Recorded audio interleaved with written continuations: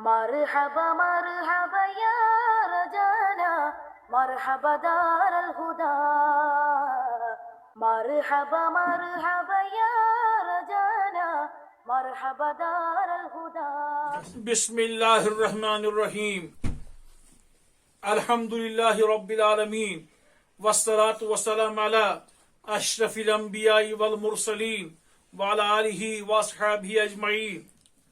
سامعین حضرات، شہر بستان جو حضرت بایزید بستامی علیہ الرحمہ کا شہر کہلاتا ہے، ان کی ذات اسی شہر کی طرف منسوب ہے، اسی لیے ان کو بایزید بستامی رحمۃ اللہ علیہ کہتے ہیں. جس طرح ہم لوگوں کو کشمیری، ہندوستانی، افغانی، پاکستانی، سوڈانی، تو بہرحال بستان بغداد کے طرف جو ہے تو ان کو بغدادی کہتے ہیں، تو ان کو کیا کہتے ہیں؟ بستامی. یہ اس زمانے میں غار اور گپھا میں کہیں اللہ اللہ کرنے بیٹھے تھے. یہاں سے ان کے شہر میں بڑا فتنہ ہو گیا. ایک پرانی اردو میں ان کو رنڈیاں کہتی تھی، رنڈیاں ان کو کہتے تھے ہم رنڈی، اور آج تو بہرحال ہیرائن کے نام سے. آج کے دور میں جب ایئرپورٹ پر ہیرائن کا آنا ہوتا ہے تو لوگ استقبال کے لیے جاتے ہیں. کس کا استقبال؟ بد کردار عورت، ایک فاحشہ، ایک زانیہ کا کیا چلتا ہے، استقبال آج کل کیا جاتا ہے. اگر آپ کے شہر کا عالم دین، آپ کے شہر کا ایک بااثر عالم، مفتی، شیخ، مفسر، تو کوئی پوچھنے والا نہیں ہے. اب دیکھیے دینی حالات ہمارے کیا ہے. اب یہ اتنی خوبصورت تھی، خوب روح تھی، اس نے چھوٹے کیا جوان کیا بزرگوں کو بھی اپنی طرف مائل کیا، اور اس نے ایک جگہ لے لی، ایک رنڈی خانہ بنایا. وہاں صرف لوگوں سے فیس 200 درہم وصول کر کے ان کو ایک آدھا گھنٹہ موقع دیتی تھی اپنا کام، اپنا منہ کالا کرنے کے لیے. اب جب لوگ ایک ہی ماہ کے اندر پورا شہر ہی کنگال ہو گیا، بہت زیادہ پریشان ہو گئے، تو کسی نے ان کو رہبری کی. آپ کیوں نہیں بایزید بستامی علیہ الرحمہ سے دعا کراتے ہیں؟ ان کی خدمت میں جائیے، حالات ان کے سامنے رکھیے، ان سے دعا کرائیے. اب یہ حکیم لوگ ہیں، خدا رشیدہ لوگ ہیں. جب ان کی خدمت میں گئے تو انہوں نے کہا کیا مسئلہ؟ کہا حضرت ہم میں سے شاید کوئی بچا ہی نہیں، وہ اتنی خوب روح ہے، اتنی اٹریکٹیو ہے. 200 درہم آدمی قرضہ کر کے لاتا ہے، لیکن یہ کام کرنے کے لیے الیاذ باللہ جاتا ہے. ہم میں سے شاید کوئی آج تک نہیں بچا، تو ہم کیا دوسروں کی ترجمانی کریں گے؟ حضرت دعا کیجئے. حضرت نے فرمایا اب میرے لیے بھی 200 درہم کا کیا کیجئے، انتظام کیجئے. عام لوگ ایک عالم، ایک متقی، ایک پرہیزگار کی بات سمجھ بھی نہیں سکتے ہیں. عام لوگ یہاں کے ماحول کے مطابق کیا کہیں گے؟ مولوی صاحب اس پہ ٹک، مولوی صاحب نے کیا، اللہ تعالیٰ کرے معاف. مجھے نہیں پتا کتنے ہمارے دوست، شاید ہماری بہنیں بھی ہماری لسنر ہوں گی، تو میں بے ادبی نہیں کر سکتا، اللہ تعالیٰ معاف کرے. لیکن یہاں کے مزاج اور ماحول کے مطابق عرض کرتا ہوں، مولوی صاحب اس پہ ٹک، مولوی صاحب جگہ ہو. یہ باتیں سننی ہوتی ہے. جب آپ میدان میں اتر گئے تو ان باتوں سے ڈرائیے مت اور ڈریے مت. آپ ایک چیز کیجئے، اپنا کام کیجئے، پھر دیکھیے اللہ تعالیٰ کی طرف سے مدد ضرور آئے گی انشاءاللہ تعالیٰ. من کان للہ کان اللہ لہ. جو اللہ تعالیٰ کا ہو جاتا ہے، اس میں تانے سہنا یہ مزاج بنائیے، اللہ آپ کا خود بخود ہو جائے گا انشاءاللہ. اللہ اپنی نصرت شامل حال رکھے گا، اپنی مدد شامل حال رکھے گا. تو جب انہوں نے فرمایا کہ میرے لیے بھی 200 درہم کا انتظام کیجئے، پریشان ہو گئے. ان کو 200 درہم سے کیا لینا دینا. بہرحال چاروں ناچارہ انتظام کیا گیا. ان کے پاس وہ پیسے لائے گئے، یہ بھی چلے گئے.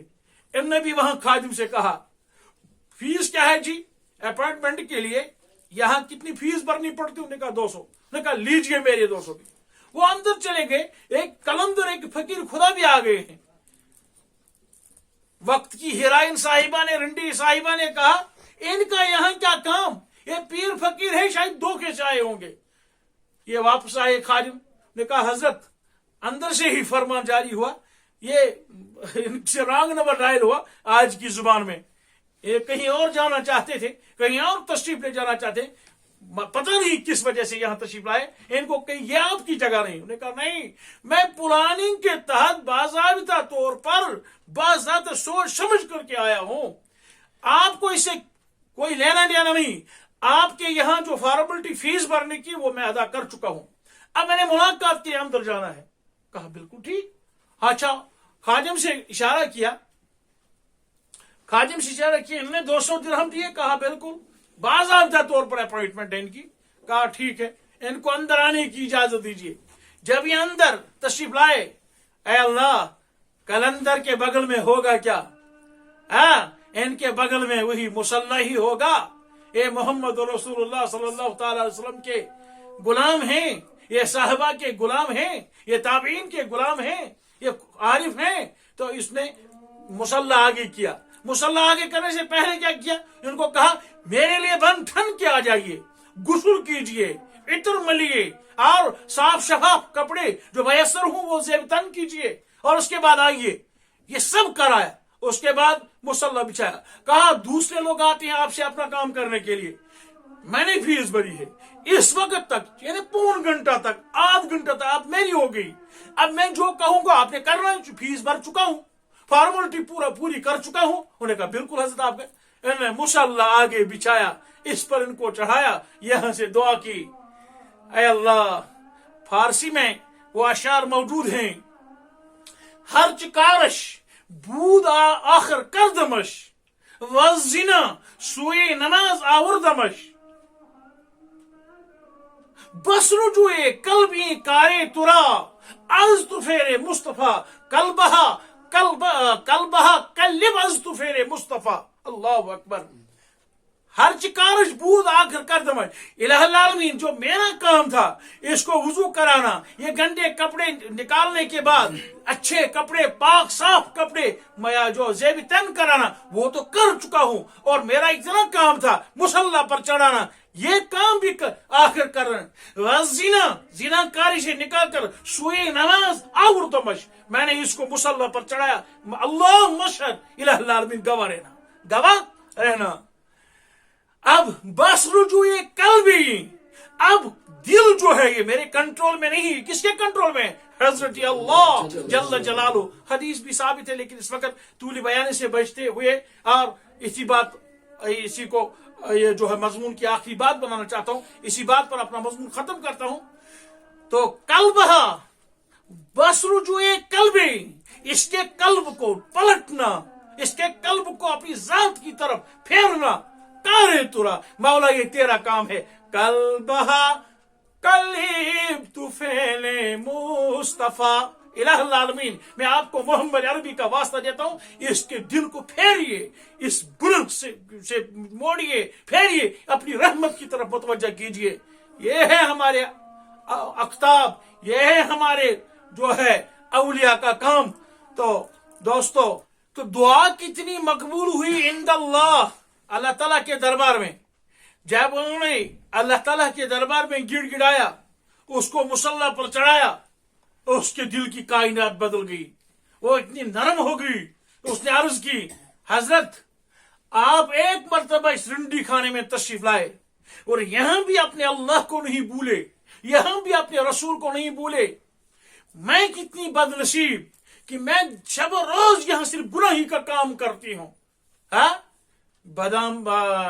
بدارب نیکاں ببخشت قریب، نیکیاں بھی کچھ ہوں، پھر اگر بد لوگ بھی ہوں، ان کی بدیاں بھی ہوں، ان نیکیوں کے طفیل سے اللہ تعالیٰ کبھی ان کا مسئلہ حل کرتا ہے. لیکن جب گناہ ہی گناہ ہوں، فَأَمَّا مَنْ ثَقُلَتْ مَوَازِينُهُ فَهُوَ فِي عِيشَةٍ رَاضِيَةٍ وَأَمَّا مَنْ خَفَّتْ، وہاں قرآن نے بھی بتا دیا دونوں پلڑے ہیں، لیکن نیکیوں کا پلڑا باری رہنا چاہیے، پھر مسئلہ حل ہوگا. اللہ آپ کا اور میرے نیکیوں کا پلڑا باری فرمائے.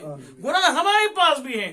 تو انہوں نے جب سچی پکی توبہ کی، اے وقت کے کلندر، اے وقت کے کتب، آپ اس آدھ گھنٹے میں یہاں اپنے اللہ کو نہیں بھولے، میں شب روز یہاں صرف گناہ کا کام کرتی ہوں، برائیاں کرتی ہوں.